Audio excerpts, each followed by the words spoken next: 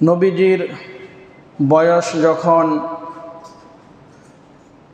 25 বছর হয়েছিল, ওই সময় দ্বিতীয় সফর সিরিয়ার দ্বিতীয় সফরে গিয়েছিলেন। আম্মাজান খাদিজা রাদিয়াল্লাহু তাআলা আনহার গোলাম মাইসারা যখন সিরিয়া থেকে সফর করে আসলেন, আসার পরে সমস্ত ঘটনা, যে সকল আশ্চর্যজনক ঘটনা ঘটেছিল সেগুলো বর্ণনা করলেন। আম্মাজান খাদিজা রাদিয়াল্লাহু তাআলা আনহা তিনি তো নবীর পুত পবিত্র চরিত্র সম্পর্কে, অভ্যাস সম্পর্কে, মুআমালাত মুআশারাত সম্পর্কে তিনি আগেই গোপনে গোপনে জেনে নিয়েছেন। তারপরেও যখন সিরিয়ার সফর থেকে তার গোলাম ফিরে আসার পরে তার ভাষ্য, তার বক্তব্য শোনার পরে আম্মাজান খাদিজা রাদিয়াল্লাহু তাআলা আনহা তিনি নবীর প্রতি আরও দুর্বল হয়ে পড়লেন, নবীর প্রতি আরও ভালোবাসা বেড়ে গেল। তো যাই হোক, এক পর্যায়ে কোনো বর্ণনা মতে কোনো এক মাধ্যমে রাসূল করিম সাল্লাল্লাহু আলাইহি ওয়াসাল্লামের কাছে আম্মাজান খাদিজা বিবাহের প্রস্তাব নবীজির কাছে প্রেরণ করেছেন। আর কোনো ঐতিহাসিক বর্ণনা মতে কথা পাওয়া যায়, হযরতে খাদিজাতুল কুবরা রাদিয়াল্লাহু তাআলা আনহার সম্মানিত পিতা খুয়াইলিদ, এই খুয়াইলিদের মাধ্যমে তার বিবাহের প্রস্তাব নবীজির কাছে প্রেরণ করা হয়েছে। আর কোনো ইতিহাসের বর্ণনা মতে এমনটি পাওয়া যায় যে আম্মাজান খাদিজা রাদিয়াল্লাহু তাআলা আনহা নবীর এই সৎ চরিত্র, উত্তম আদর্শ বলে এই সকল কিছু দিক নির্দেশনা বিবেচনা করে তখন আম্মাজান খাদিজা রাদিয়াল্লাহু তাআলা আনহা নিজেই নবীর কাছে তার বিবাহের প্রস্তাব তিনি দিয়েছিলেন। সিরিয়ার দ্বিতীয় সফর থেকে ফিরে আসার 2 মাস পরে আম্মাজান খাদিজা রাদিয়াল্লাহু তাআলা আনহা এবং জনাবে মুহাম্মদুর রাসূলুল্লাহ সাল্লাল্লাহু আলাইহি ওয়াসাল্লামের বিবাহ আকদে নিকাহ সম্পাদন হয়। আর নবী পাক সাল্লাল্লাহু আলাইহি ওয়াসাল্লামের শুভ বিবাহটা বড় একটি সমাবেশ সেখানে অনুষ্ঠিত হয়েছিল, যেখানে উপস্থিত ছিলেন নবী করিম সাল্লাল্লাহু আলাইহি ওয়াসাল্লামের সম্মানিত চাচাগণ, 9 অথবা 12 জন চাচা, তার 6 জন ফুপি এবং হুজুরের আত্মীয় স্বজন যারা ছিলেন সকলেই এই বিবাহের মধ্যে উপস্থিত ছিলেন। এই বিবাহটি নবী একা করেছেন বা আম্মাজান খাদিজার সাথে চুক্তি হয়েছে বলে এই বিষয়টি নয়, বরং সামাজিকভাবে সকলেই ঐক্যবদ্ধ হয়ে বলে তাদের মতামত গ্রহণ করে এরপরেই আম্মাজান খাদিজা রাদিয়াল্লাহু তাআলা আনহাকে নবী পাক সাল্লাল্লাহু আলাইহি ওয়াসাল্লাম বিবাহ করেন। রাসূল করিম সাল্লাল্লাহু আলাইহি ওয়াসাল্লামের বিবাহ বন্ধনে আম্মাজান খাদিজা রাদিয়াল্লাহু তাআলা আনহা সুদীর্ঘ 25টি বছর অতিবাহিত করেছেন। নবুয়ত প্রাপ্তির পূর্বে 15 বছর, নবুয়ত প্রাপ্তির পরে 10 বছর, এই 25 বছর নবীজির সান্নিধ্যে, নবীজির অধীনে আম্মাজান খাদিজা রাদিয়াল্লাহু তাআলা আনহা জীবন যাপন করেছেন। এখন প্রশ্ন হলো যে ওই সময় নবী পাক সাল্লাল্লাহু আলাইহি ওয়াসাল্লামের বয়স কত ছিল? যখন আম্মাজান খাদিজা রাদিয়াল্লাহু তাআলা আনহাকে নবীজি বিবাহ করেন ওই সময় নবীজির বয়স ছিল 25 বছর, আম্মাজান খাদিজা রাদিয়াল্লাহু তাআলা আনহার বয়স ছিল 40 বছর। বললে 40 বছরের এক বৃদ্ধা মহিলা তিনি বিবাহ করেছেন। আম্মা জান খাদিজা রাদিয়াল্লাহু তাআলা আনহা নবীজির জীবদ্দশায় 25টি বছর অতিক্রম করেছেন। 2টি যুগ অতিবাহিত হয়েছে। বলে এই 2 যুগ তথা 25 বছরে নবীজি দ্বিতীয় বিবাহ করেছেন কিনা। ইতিহাসের কিতাবে পাওয়া যায় আম্মা জান খাদিজা রাদিয়াল্লাহু তাআলা আনহার জীবদ্দশায় নবীজি দ্বিতীয় আর কোনো বিবাহ তিনি করেননি। যদিও নবীজির ওই সময় তার দ্বিতীয় বিবাহের প্রয়োজন ছিল, তবুও তিনি দ্বিতীয় বিবাহ করেননি।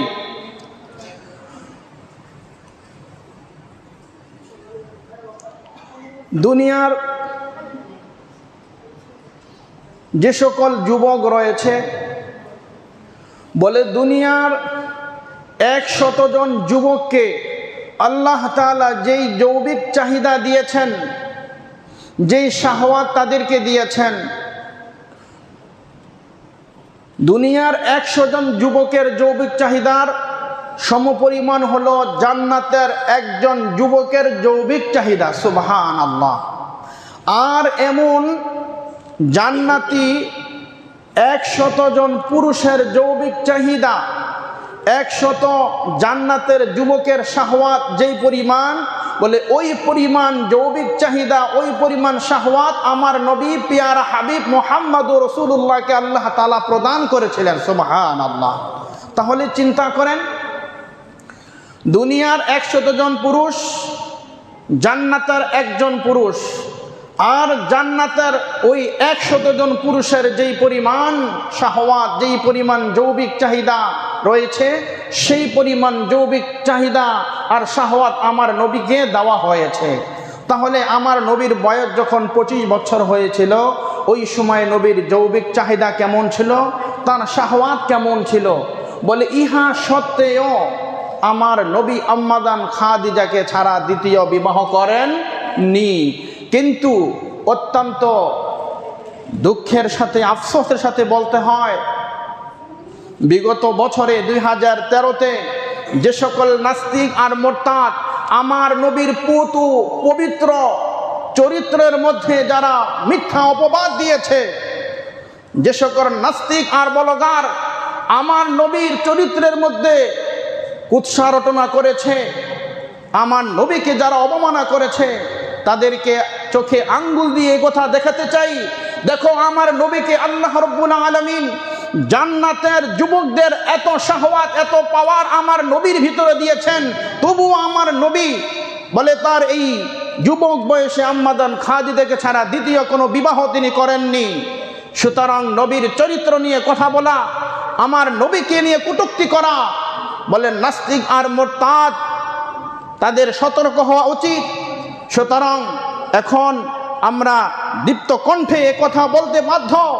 বলে এখন যদি আবার বাংলার জমিনে কোনো নাস্তিক আর বলগার যদি আমার নবীর চরিত্র নিয়ে, আমার নবীর উত্তম চরিত্র আখলাক নিয়ে যদি কোনো কুলাঙ্গার কথা বলে, তাহলে ওই কুলাঙ্গারের কালো হাত আমরা ভেঙে দেব ইনশাআল্লাহ।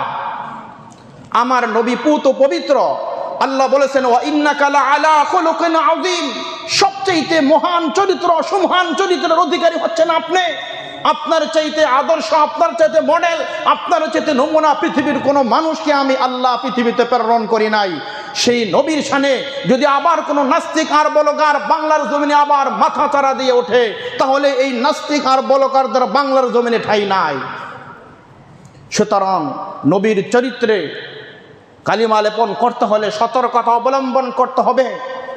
তা মুসলমানের দেশ, মুসলমান নবীর বিরুদ্ধে মুসলমানের সন্তান কথা বলবে, বলে এটা কখনো মুসলমান এটা বরদাস্ত করবে না, মুসলমান কখনো এটা সহ্য করবে না। এবার আসুন, জনাবে মুহাম্মদুর রাসূলুল্লাহ সাল্লাল্লাহু আলাইহি ওয়াসাল্লাম আম্মা জান খাদিজাকে বিবাহ করেছেন। বলে আম্মা জান খাদিজা রাদিয়াল্লাহু তাআলা আনহার গর্ভ থেকে নবীজির কতজন সন্তানাদি হয়েছিল, ইতিহাসের কিতাবে লেখে আম্মাদান হযরতে খাদিজা রাদিয়াল্লাহু তাআলা আনহার গর্ভে নবীজির 6টি সন্তান হয়েছিল। 2টি পুত্র সন্তান আর 4টি কন্যা সন্তান জন্মগ্রহণ করেছে। 2 জন পুত্র সন্তান, একজনের নাম ছিল কাসেম, দ্বিতীয় জনের নাম ছিল তাহের, কোনো কোনো বর্ণনায় তার নাম আব্দুল্লাহ পাওয়া যায়। তারাও শৈশবে বাল্যকালেই তাদের ইন্তেকাল হয়ে যায়। আর কন্যা সন্তান 4 জন, তাদের নাম হলো জয়নাব, উম্মে কুলসুম, রুকাইয়া, ফাতেমা রাদিয়াল্লাহু তাআলা আনহা। বলে নবীজির 4 জন যে কন্যা সন্তান ছিল, এই কন্যা সন্তানদের বিবাহ হয়েছে। জয়নাবের বিবাহ হয়েছিল আবুল আস ইবনে রবির সাথে। সেই ঘরে 2টি সন্তান হয়েছে, একটি ছেলে একটি মেয়ে। সন্তানের নাম ছিল আলী, মেয়ের নাম ছিল উমামা। ছেলেটিও শৈশবে ইন্তেকাল করে আর উমামা বড় হয়। পরবর্তীতে ফাতেমা রাদিয়াল্লাহু তাআলা আনহার ইন্তেকালের পরে আলী রাদিয়াল্লাহু তাআলা আনহুর সাথে তার বিবাহ বন্ধনে আবদ্ধ হয়। নবীজির দ্বিতীয় কন্যা উম্মে কুলসুমকে বিবাহ দিলেন হযরত ওসমান রাদিয়াল্লাহু তাআলা আনহুর সাথে। ওসমান ইবনে আফফান রাদিয়াল্লাহু তাআলা আনহু যখন উম্মে কুলসুমকে বিবাহ করেন, ওসমান রাদিয়াল্লাহু তাআলা আনহুর জীবদ্দশায় উম্মে কুলসুমের ইন্তেকাল হয়। ইন্তেকালের পরে নবীজি তার তৃতীয় কন্যা রুকাইয়াকে হযরত ওসমান রাদিয়াল্লাহু তাআলা আনহুর সাথে আবার বিবাহ বন্ধনে আবদ্ধ করে দেন। এর জন্যই হযরত ওসমান রাদিয়াল্লাহু তাআলা আনহুকে জিন নূরাইন বলা হয়, 2 নূরের অধিকারী। নবী পাক সাল্লাল্লাহু আলাইহি ওয়াসাল্লাম বলেন যে আমার যদি আরেকটি কন্যা সন্তান থাকতো, ওই কন্যা সন্তানকে আমি হযরতে ওসমানের কাছে বিবাহ দিতাম। সুবহানাল্লাহ। নবীজির চতুর্থ কন্যা হযরতে ফাতেমা রাদিয়াল্লাহু তাআলা আনহাকে হযরতে আলী ইবনে তালিব রাদিয়াল্লাহু তাআলা আনহুর সাথে বিবাহ বন্ধনে আবদ্ধ করেন। তো নবীজির এই 4 জন কন্যা, এই 4 কন্যার মাধ্যমে বলে 3 কন্যার মধ্যে কোনো সন্তানাদি পৃথিবীতে আগমন করেনি, তাদের মাধ্যমে কোনো বংশ বিস্তার লাভ হয়নি। শুধুমাত্র কেবলমাত্র হযরতে ফাতেমা রাদিয়াল্লাহু তাআলা আনহা এর গর্ভে হযরতে আলী রাদিয়াল্লাহু তাআলা আনহুর 2টি সন্তান হয়েছে, হযরতে হাসান, হযরতে হুসাইন রাদিয়াল্লাহু তাআলা আনহু। হযরতে হাসান, হযরত হুসাইন রাদিয়াল্লাহু তাআলা আনহু, তাদের মাধ্যমে এরপরে বংশ বিস্তার এরপরে পৃথিবীতে আবার শুরু হয়। কিন্তু নবীজির ছেলে অর্থাৎ পুত্র সন্তানের মাধ্যমে কোনো বংশ পৃথিবীতে বিস্তার করেনি, পৃথিবীতে আর বৃদ্ধি হয়নি। কিন্তু মেয়ের বংশধর থেকে অর্থাৎ হযরতে আলী রাদিয়াল্লাহু তাআলা আনহুর বলে ঔরসজাত সন্তান হযরত হুসাইন এবং হাসান রাদিয়াল্লাহু তাআলা আনহুর মাধ্যমে আবার পৃথিবীতে বলে তাদের বংশধর পৃথিবীতে আগমন করেছে। হযরতে খাদিজা রাদিয়াল্লাহু তাআলা আনহা ব্যতীত নবীজির অন্যান্য স্ত্রীদের থেকে নবীজির কোনো সন্তানাদি হয়েছিল কিনা এ সম্পর্কে বিভিন্ন ইতিহাসের কিতাবের মধ্যে পাওয়া যায় যে আম্মাজান খাদিজা রাদিয়াল্লাহু তাআলা আনহা ব্যতীত শুধুমাত্র কেবলমাত্র একজন স্ত্রী মারিয়া কিপ্তে, এই মারিয়া কিপ্তিয়ার গর্ভ থেকে শুধুমাত্র একজন সন্তান হয়েছে, একটি ছেলে হয়েছে যার নাম ছিল ইব্রাহিম।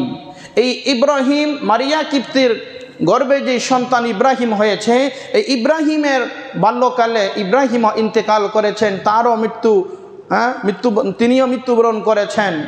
তাহলে এই 2 জনের মাধ্যমেই পৃথিবীতে নবীজির সন্তানাদি হয়েছে বলে, এছাড়া নবীজির আর কোনো সন্তানাদি কোনো স্ত্রীর থেকে, কোনো স্ত্রীর গর্ভ থেকে আর কোনো সন্তানাদি পৃথিবীতে আগমন করেনি। এই গেল আম্মাজান খাদিজা রাদিয়াল্লাহু তাআলা আনহার বৈবাহিক অবস্থা নবী পাক সাল্লাল্লাহু আলাইহি ওয়াসাল্লামের সাথে নবুয়ত প্রাপ্তির পূর্বে জনাবি মুহাম্মদুর রাসূলুল্লাহ সাল্লাল্লাহু আলাইহি ওয়াসাল্লামের চরিত্র কেমন ছিল। নবুয়ত প্রাপ্তির পূর্বে গোটা বিশ্বে নবী পাক সাল্লাল্লাহু আলাইহি ওয়াসাল্লাম তার চরিত্র ছিল এক সুমহান ভাণ্ডার। নবীজির সততা, বিশ্বস্ততা, দয়া, দানশীলতা, ন্যায় নিষ্ঠা, তার আমানতদারি, আত্মীয় স্বজনের সাথে ভালোবাসা, বন্ধু বান্ধবের প্রতি সহানুভূতি, সহমর্মিতা, মোট কথা সমস্ত সৃষ্টি জীবের প্রতি, সৃষ্টিকুলের প্রতি আমার নবী এমন এক সুমহান চরিত্রের অধিকারী ছিলেন বলে গোটা পৃথিবীতে মুহাম্মাদের অদ্বিতীয় পৃথিবীতে আর কোনো মহামানব এমন উত্তম চরিত্রের অধিকারী হিসেবে পৃথিবীতে আবির্ভাব আর হবে না। এর জন্য কবি বড় চমৎকার ভাষায় বলতেছেন, সারে দুনিয়া তৈ কিয়া মাই মিসলে তু দেখা নেহি, सारे दुनिया तो किया मैं मिसले तू देखा नहीं, तेरे मानंद खूबसूरत चाँद भी होता नहीं। ओ मोहम्मद বলে পূর্ব থেকে পশ্চিম, উত্তর থেকে দক্ষিণ পর্যন্ত আমি পুরা জাহান, পুরা বিশ্ব ঘুরে ঘুরে দেখেছি, কিন্তু হে মোহাম্মদ আপনার মতো এত সুমহান, এত উত্তম চরিত্রের অধিকারী পৃথিবীর আর কাউকে আমি দেখি নাই। সুবহানাল্লাহ। নবীর চরিত্র এত সুন্দর ছিল, বলে তোমার চরিত্র এত সুন্দর, ওগো মোহাম্মদ আপনার চরিত্র এত সুন্দর, বলে আপনার চরিত্রের মতো এত সুন্দর চরিত্র পৃথিবীর অদ্বিতীয় কাউকে আর দেখি নাই। শুধু নবীজির চরিত্র বলে শৈশবেও নবীজির চরিত্র এমন ছিল, বলে গোটা আরবের মধ্যে বলে শিশুদের তাদের আচার আচরণ এমন ছিল, তাদের ভিতরে লোভ লালসা, হিংসা বিদ্বেষ, মারামারি কাটাকাটি, হানাহানি, মূর্তি পূজা, অগ্নি পূজা, প্রতিমার নামে পূজা করা, প্রতিমার মান্যত করা, বলে পুরা আরবে এগুলা গোটা আরবে সয়লাভ করেছিল। বলে আমার নবীকে আল্লাহ শৈশবে বাল্যকাল থেকে আমার নবীকে আল্লাহ পুত ও পবিত্র রেখেছেন। সুবহানাল্লাহ। ঘটনা এমন পাওয়া যায়, খানায়ে কাবা যখন ম্লান হয়ে গিয়েছিল, প্লাবনে যখন ধ্বংস হয়ে গিয়েছিল, তখন মক্কার কাফের মুশরিকরা চিন্তা করলো খানায়ে কাবা আবার তৈরি করা দরকার। তার চাচা আবু তালেব, তখন নবীজি বয়স একেবারেই অল্প, বলে কিশোর ছিলেন, বলে সকলেই মাথায় করে পাথর নিয়ে আসতেছিলেন, নবীজিও পাথর নিয়ে আসতেছিলেন সকলের সাথে। হঠাৎ করে নবীজি ঘামিয়ে যাচ্ছেন, হাঁপিয়ে যাচ্ছেন। এই দৃশ্য দেখে তার চাচা আবু তালেব বলল, ভাতিজা তোমার লুঙ্গিটা খুলে মাথার মধ্যে বেঁধে দেই। বলে ইট পাথর এগুলো বড় শক্ত জিনিস, মাথার মধ্যে নেওয়া যায় না। তো যখন এই নবীজির সতর খুলেছে, নবীজি সাথে সাথে বেহুশ হয়ে জমিনে পড়ে গিয়েছে। নবীর কোনো হুঁশ ছিল না, নবীর কোনো জ্ঞান ছিল না। আবার সাথে সাথে চাচা আবু তালেব যখন কাপড় পরিধান করে দিলেন, বলে আবার কিছুক্ষণ পরই নবীজির হুঁশ আবার আগের মতো ফিরে আসলো। আল্লাহ রব্বুল আলামিন তাকে শৈশবকাল থেকেই রব্বে কারিম তাকে পুত পবিত্র করে, বলে সুশিক্ষায় সুশিক্ষিত করে, বলে তাকে একজন আদর্শবান মডেল আর নমুনা হিসাবে গোটা পৃথিবীর জাতির সামনে আল্লাহ পেশ করবেন। এই জন্য শৈশবকাল থেকেই নবী পাক সাল্লাল্লাহু আলাইহি ওয়াসাল্লামকে আল্লাহ রব্বুল আলামিন নেক দৃষ্টির মাধ্যমে রব্বে কারিম তাকে সমস্ত গুনাহ থেকে আল্লাহ তাকে হেফাজত করেছেন। এরপরে 6 থেকে 8 বছর বয়সে যখন নবী পাক সাল্লাল্লাহু আলাইহি সাল্লামের সিনা মুবারক যখন বিদীর্ণ করা হয়েছিল, বক্ষ বিদীর্ণ করা হয়েছিল, ওই সময় নবীজির কলবে আতহার অর্থাৎ নবীজির এই পবিত্র আত্মা থেকে লোভ, লালসা, হিংসা, বিদ্বেষ, মিথ্যা, গীবত, ধোঁকাবাজি, চুগলখড়ি বলে সব কিছু নবীজির এই কলিজা থেকে জিবরাইল আলাইহিস সালাম বের করে জান্নাতের ওই তস্তরি পিয়ালা আর জমজমের পানি দ্বারা ধুয়ে পুত পবিত্র করে নবীজির সিনা মুবারকে একেবারে কলবে আতহার উত্তম পবিত্র কলব নবীজিকে দান করা হয়েছে। সুবহানাল্লাহ। নবী পাক সাল্লাল্লাহু আলাইহি ওয়াসাল্লামকে আরবের কাফের মুশরিকেরা কি সম্মান করত, বলে নবীজিকে কেউ নাম ধরে ডাক দিত না, মোহাম্মদ বলে কেউ ডাক দিত না, বলে নবুয়ত প্রাপ্তির পূর্বেও নবীজিকে সকলে আল আমিন, সত্যবাদী, সাদিক, বিশ্বস্ততাবাদী বলে নবীজিকে আসদুকুল আমিন বলে তারা ডাকতো।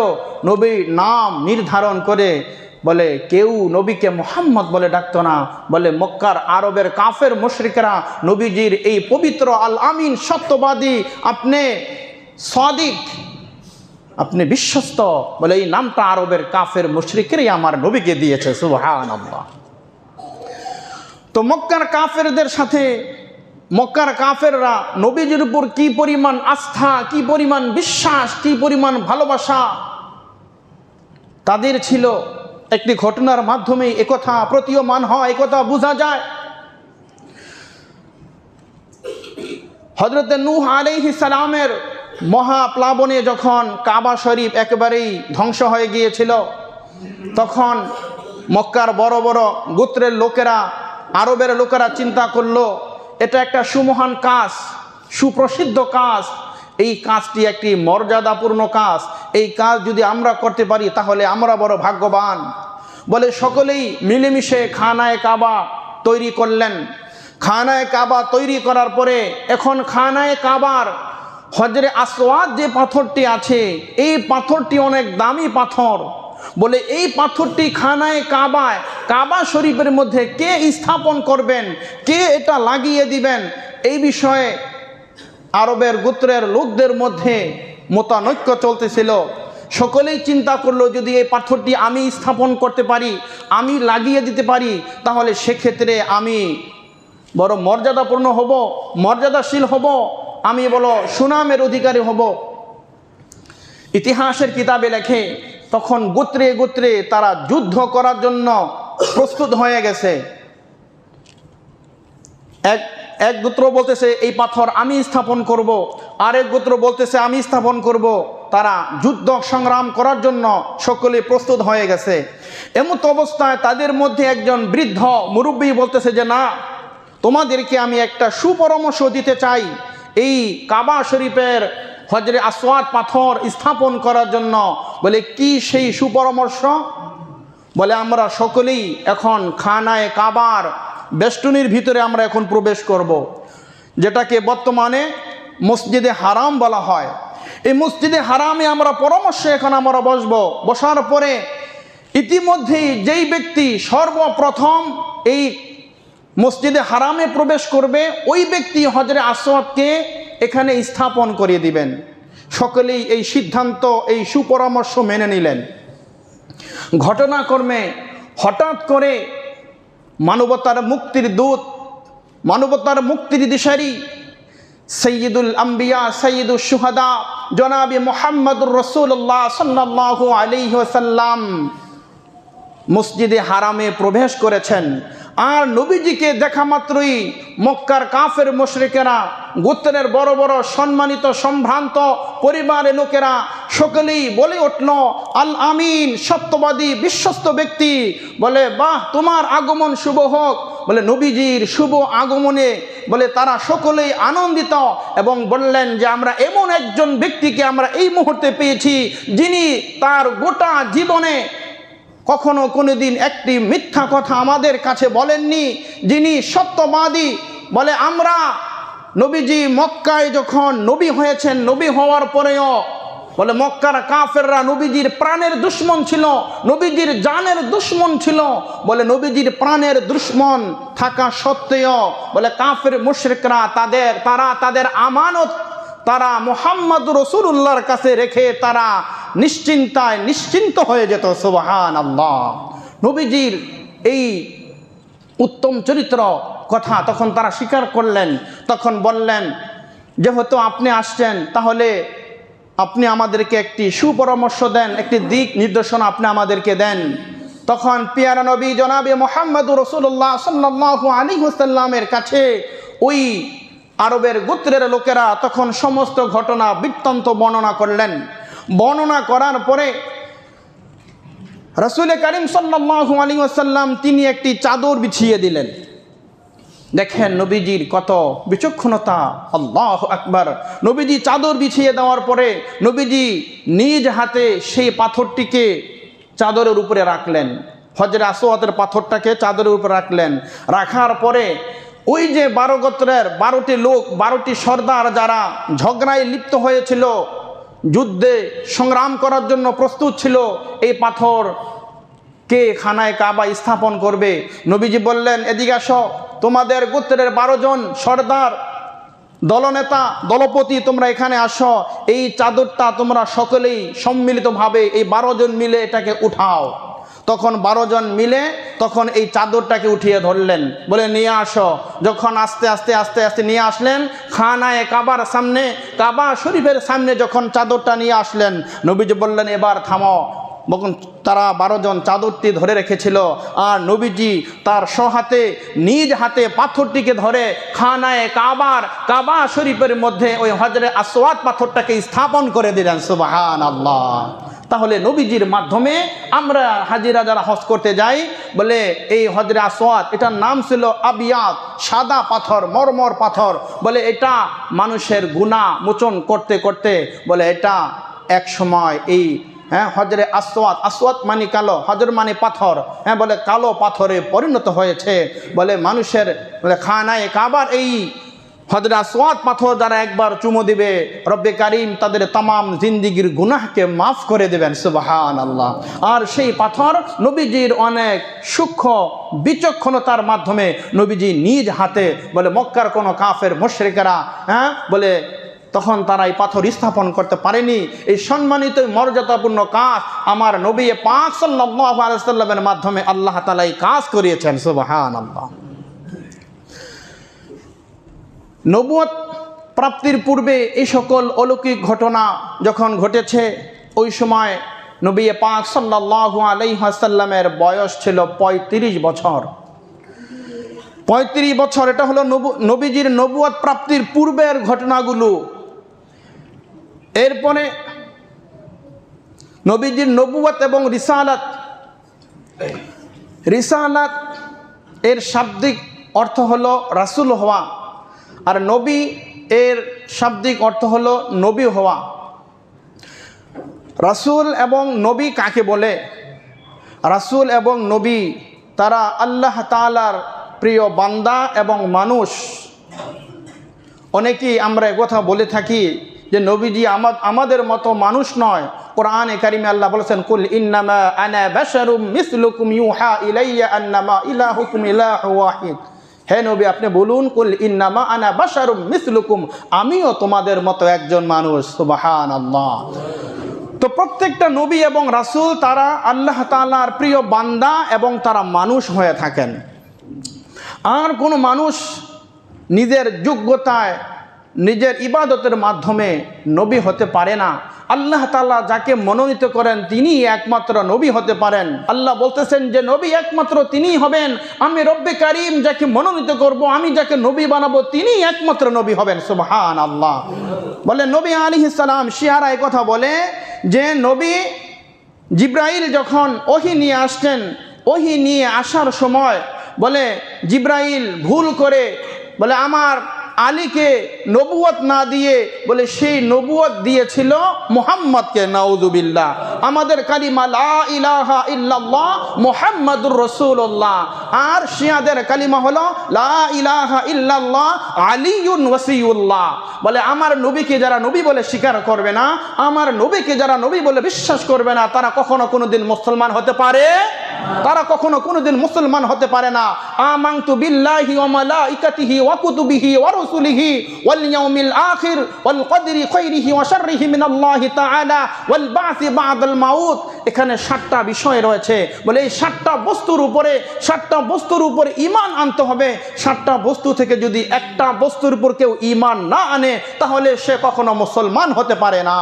তাহলে আমানতু বিল্লাহ, আমি ঈমান আনছি আল্লাহর উপরে, ওয়া মালাইকাতিহি সমস্ত ফেরেশতাদের উপরে, ওয়া কুতুবিহি ওয়া রাসূলিহি বলে সমস্ত কিতাবের উপরে, তাওরাত ইনজিল এবং আসমানি 104 খানা সহিফা রয়েছে বলে সমস্ত কিতাবের উপরে, এমনকি সমস্ত নবী রাসূলের উপর যদি ঈমান কেউ না আনে তাহলে সে মুসলমান হতে পারে না।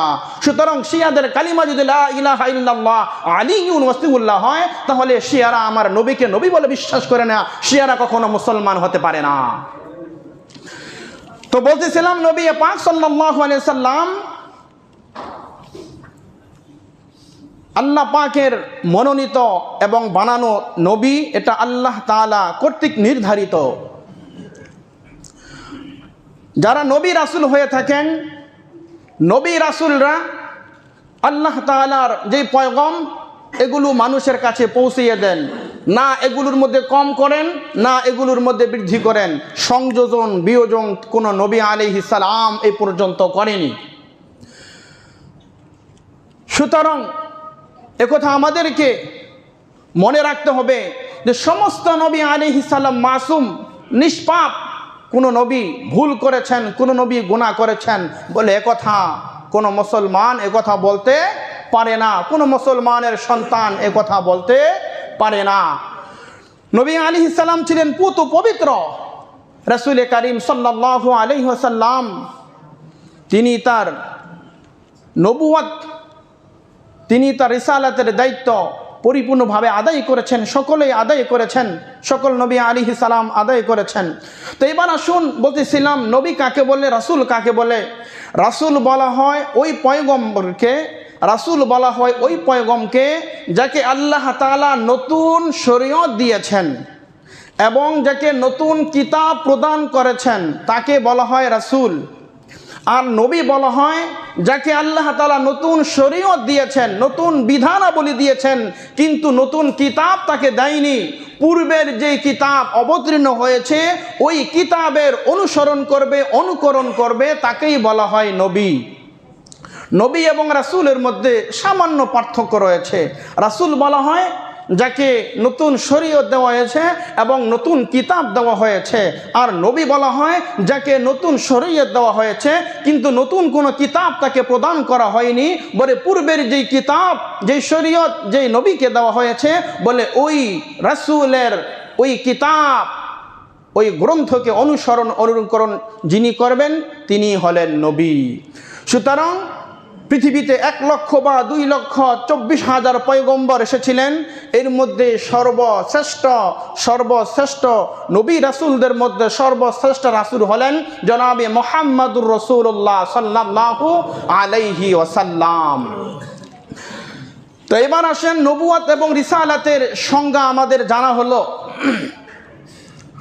রাসূল পাক সাল্লাল্লাহু আলাইহি ওয়াসাল্লামকে আল্লাহ রাব্বুল আলামিন কখন নবী বানিয়েছিলেন?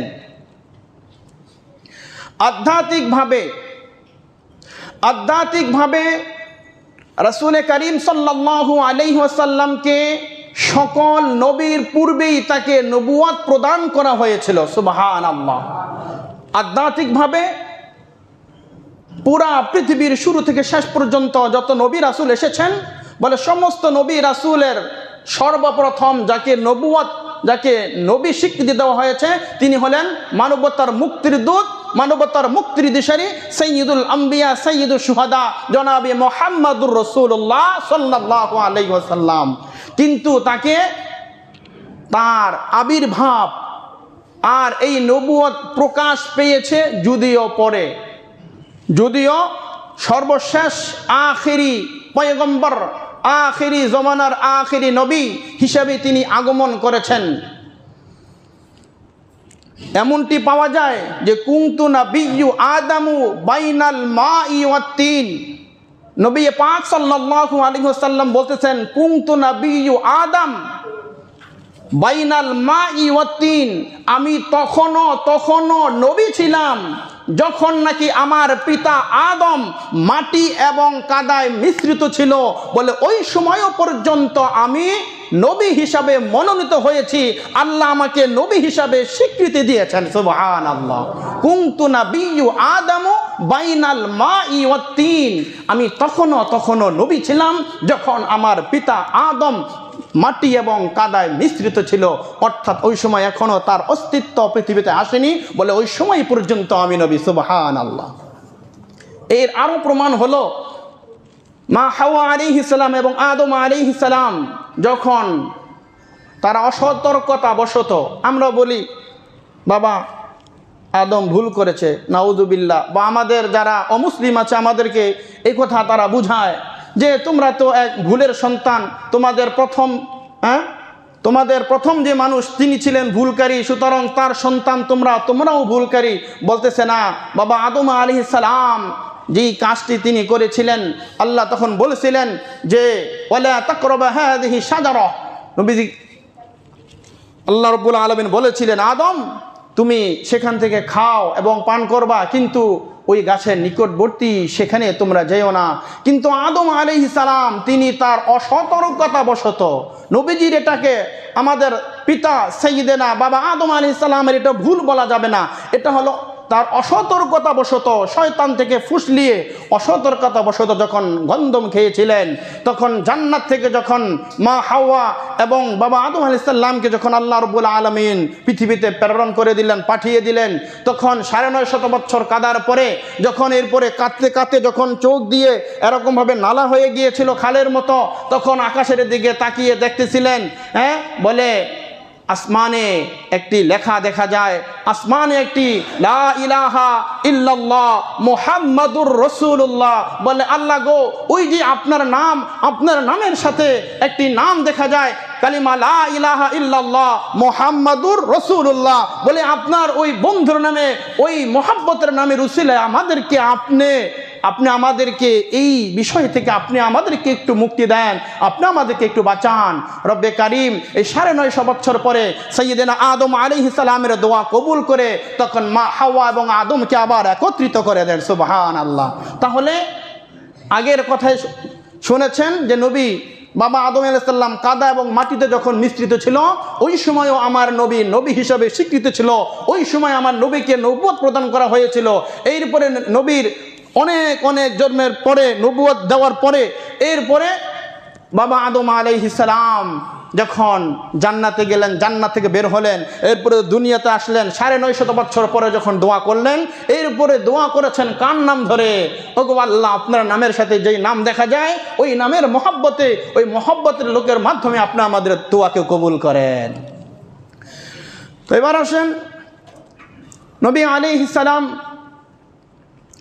তিনি নবী ছিলেন আধ্যাত্মিকভাবে, সকল নবীর পূর্বেই তাকে নবুয়ত প্রদান করা হয়েছে, তাকে নবী হিসাবে মনোনীত করা হয়েছে। কিন্তু এই নবুয়তরা প্রকাশ পেয়েছে পরে, নবীর আত্মপ্রকাশ হয়েছে পরে। নবীজির নবুয়ত কত বছর বয়সে দেওয়া হয়েছিল? ইতিহাসের কিতাবে লেখে 40 বছর চাঁদের হিসাবে, ইংরেজি মাসগুলোর গণনা হিসাবে নয়, চাঁদের মাস হিসাবে, চন্দ্রের মাস হিসাব অনুযায়ী 40 বছর 1 দিন বয়স যখন নবী হয়েছিল, ওই সময় নবী পাক সাল্লাল্লাহু আলাইহি ওয়াসাল্লামকে আল্লাহ রাব্বুল আলামিন নবুয়ত দান করেন। নবুয়তির লাভ নবীজি ওই সময় লাভ করেন। সুবহানাল্লাহ। 40 বছর 1 দিন বয়সে নবী আলাইহিস সালামকে নবুয়ত প্রদান করা হয়। এই নবুয়ত নবীজি পেয়েছেন। নবুয়তি পাওয়ার পদ্ধতিটা কি ছিল? নবুয়তি তাকে কিভাবে দিয়েছিলেন? মক্কার অদূরে, মক্কার নিকটবর্তী একটি জায়গা যার নাম ছিল হেরা গুহা।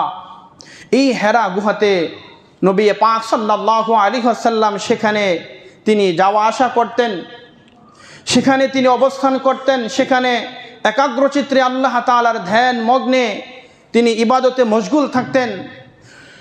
বলে নবী পাক সাল্লাল্লাহু আলাইহি ওয়াসাল্লামের উপরে 7 ভাবে কোরআনে কারিম নাজিল হয়েছে। বুখারী শরীফের লম্বা হাদিস, ওই ইতিহাস এখন বলার সময় নেই, সামনে আসলে বলবো ইনশাআল্লাহ। বলে 7 ভাবে নবী পাক সাল্লাল্লাহু আলাইহি সাল্লামের উপরে ওহী নাজিল হয়েছে, কখনো ঘন্টার আওয়াজে, কখনো বাতাসের মাধ্যমে, কখনো ঘুমে, কখনো স্বপ্নের মাধ্যমে, বলে বিভিন্নভাবে, কখনো জাগ্রত অবস্থায়, তার সলসলাতুল জারস, বলে বিভিন্নভাবে নবীজির উপর এই কোরআনে কারিম অবতীর্ণ হয়েছে। তো সর্বপ্রথম যেভাবে কোরআনে কারিম নবীজির উপর অবতীর্ণ হয়েছে, বলে জিবরাইল আলাইহিস সালাম হেরা গুহায়, হেরা পর্বতে আসলেন। আসার পরে নবীজিকে বললেন, ইয়া মুহাম্মদ ইকরা, আপনি পড়ুন, পাঠ করুন। নবীজি বলতেছেন, মা আনা বিকারিইন, আমি পড়তে জানি না, আমি কিভাবে পড়ব। দ্বিতীয়বার জিবরাইল আলাইহিস সালাম নবীজিকে আবার তার সিনা মোবারক ধরে জোরে চাপ দিলেন, সজোরে চাপ দিলেন। নবীজি বলতেছেন, মনে হয় আমার হাড়গুলো মরমর করতেছে, চূর্ণ বিচূর্ণ হয়ে যাবে, এমন এক ওহীর এক ভার আমার সহ্য করার মতো ছিল না। বলে আমাকে চাপ দিয়ে বললেন, ইকরা, পড়ো। তখন আমি বললাম, মা আনা বিকারিইন, আমি তো পড়তে জানি না, আমি কিভাবে পড়ব, কিভাবে পাঠ করব। তৃতীয়বার যখন জিবরাইল আমিন আবার যখন সজোরে চাপ দিলেন, ইকরা, পড়ুন, তখন নবী পাক সাল্লাল্লাহু আলাইহি সাল্লাম বলতেছেন, আমি তো পাঠ করব, তবে কি পাঠ করব।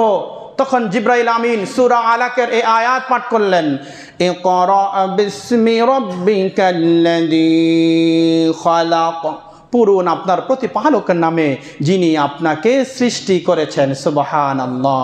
সূরা আলাকের প্রথম 5টি আয়াত নাজিল হয়, ইকরা বিসমি রাব্বিকাল্লাযী খালাক, খালাকাল ইনসানা মিন আলাক, ইকরা ওয়া রাব্বুকাল আকরাম আল্লাযী আল্লামা বিল কলম আল্লামাল ইনসানা মা লাম ইয়ালাম। এই কোরআনে কারিমের সর্বপ্রথম এই 5টি আয়াত, কোরআনে কারিমের সর্বপ্রথম এই 5টি আয়াত নবী পাক সাল্লাল্লাহু আলাইহি সাল্লামের উপরে ওহী নাজিল হয়। আর এই কোরআন সর্বপ্রথম নাজিল হয়েছিল বলে রমজানুল মুবারকে 27 রজনী, অর্থাৎ শবে কদরের রজনীতে পিয়ারা হাবিব জনাবে মুহাম্মদ রাসূলুল্লাহ সাল্লাল্লাহু আলাইহি ওয়াসাল্লামের উপরে আল্লাহ পাক এই কোরআনে কারিম জিবরাইল আলাইহিস সালামের মাধ্যমে এই নবীকে নবুয়ত প্রদান করেছেন, নবীকে নবুয়তি দান করেছেন। সুবহানাল্লাহ। তাহলে বিগত 4-5 জুমা আমরা লম্বা চূড়া এক নবীজির জীবনী শুনতেছিলাম। বলে এই জীবনীর থেকে আমরা কি পেয়ে গেলাম, আমরা কি বুঝতে পারলাম। নবী পাক সাল্লাল্লাহু আলাইহি ওয়াসাল্লাম 571 খ্রিস্টাব্দে রবিউল আউয়াল মাসের মতান্তরে 8, 9, 12 তারিখে নবী পাক সাল্লাল্লাহু আলাইহি ওয়াসাল্লাম সুবহে সাদিকের সময় পৃথিবীতে জন্মগ্রহণ করেন। নবী পাক সাল্লাল্লাহু আলাইহি ওয়াসাল্লামের জন্মের 2 মাস পূর্বে তার পিতার ইন্তেকাল হয়। রাসূল করিম সাল্লাল্লাহু আলাইহি ওয়াসাল্লামের বয়স যখন 4 অথবা 6, ওই সময় তার সম্মানিতা মাতা তিনিও ইন্তেকাল করেন। এরপরে দাদা আব্দুল মুত্তালিবের তত্ত্বাবধানে 2 বছর তিনি অতিবাহিত করেন, অর্থাৎ 8 বছর 2 মাস 10 দিন দাদা আব্দুল মুত্তালিবের তত্ত্বাবধানে তিনি অবস্থান করেন, তিনি লালিত পালিত হন। দাদা আব্দুল মুত্তালিবের ইন্তেকালের পরে চাচা আবু তালেবের তত্ত্বাবধানে তিনি বড় হতে লাগলেন। এরপরে যখন নবী পাক সাল্লাল্লাহু আলাইহি সাল্লামের বয়স 25 বছর 2 মাস 10 দিন হয়, ওই সময় সিরিয়ার দ্বিতীয় সফরে তিনি সেখানে সফর করেন, সাথে ছিল মাইসারা। বলে ওই 25 বছর 2 মাস 10 দিন পরে যখন ফিরে আসেন, সিরিয়ার দ্বিতীয় সফর থেকে ফিরে আসার 2 মাস পরে নবী পাক সাল্লাল্লাহু আলাইহি সাল্লামের শুভ বিবাহ আম্মাজান খাদিজার সাথে সংগঠিত হয়। এরপরে নবীজি 35 বছর বয়স যখন হয়, তখন খানায়ে কাবার এই হজরে আসওয়াদ যে পাথর আছে, এই পাথর নিজ হাতে তিনি স্বহস্তে এই খানায় কাবায় এই হজরে আসওয়াদের পাথর তিনি স্থাপন করেন। এরপরে 40 বছর একদিন বয়স যখন নবীজি উপনীত হয়, ওই সময় 40 বছর একদিন বয়সে নবীজিকে আল্লাহ তাআলা নবুয়ত দান করেন। সুবহানাল্লাহ।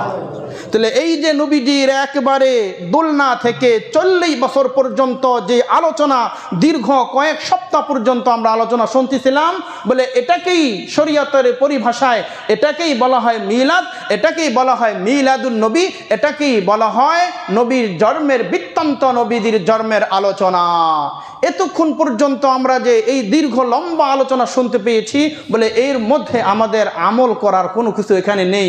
এখানে শুধু নবীজির জীবন বৃত্তান্তটা এখানে আলোচনা করার দরকার। নবীজি কিভাবে জন্মগ্রহণ করেছেন, তার স্টেপ বাই স্টেপ ধারাবাহিক কিভাবে তিনি ধীরে ধীরে তিলে তিলে বড় হয়েছেন এবং এক পর্যায়ে তাকে নবুয়ত প্রদান করা হয়েছে। নবীজির জীবনের শুরু থেকে এই 40 বছর পর্যন্ত এটা আলোচনার বিষয়, এটা কোনো পালন করার বিষয় নয়। আর এটাকেই বলা হয় মিলাদ, এটাকেই বলা হয় মিলাদুন নবী। রব্বে কারিম যদি আবার আমাদেরকে হায়াতে বাঁচিয়ে রাখেন, আগামী জুমা থেকে নবুয়ত প্রাপ্তির পরে নবীজির কি মিশন ছিল, কি কাজ ছিল, এই নবুয়তের পরে যেই 23 বছর, এই 23 বছরের জীবনীকে বলা হয় সিরত। এই সিরত সম্পর্কে আগামী জুমা থেকে আলোচনা হবে। ওমা তাওফিকি ইল্লা বিল্লাহ।